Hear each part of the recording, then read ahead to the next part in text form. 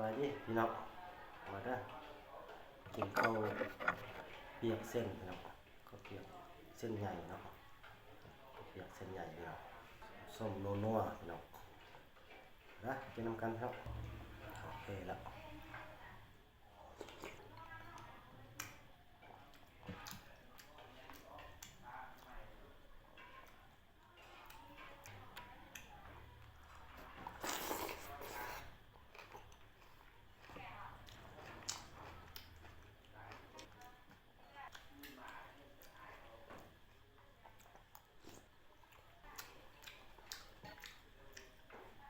เสียงรบกวนแบบน้องเนาะ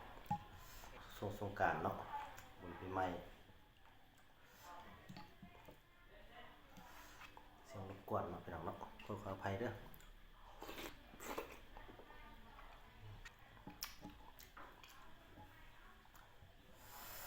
โอ้ยคิดกับอะไรเนาะ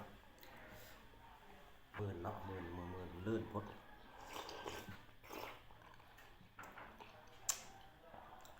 ลงฟุตเอาซะเนาะนี่ยาก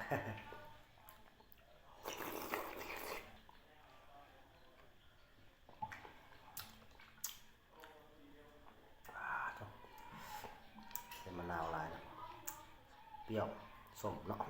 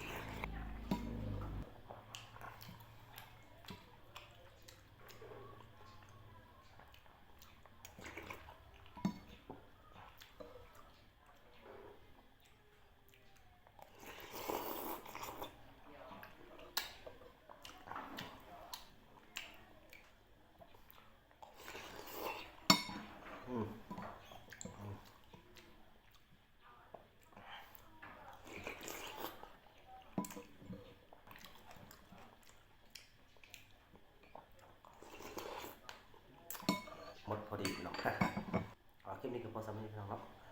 ฝากไลค์กดแชร์กดติดตามเราบนทีวีเด้อทางแฟนเพจและก็ทาง YouTube พี่น้องเนาะน่าไปพบกันใหม่พี่น้องขอบคุณครับ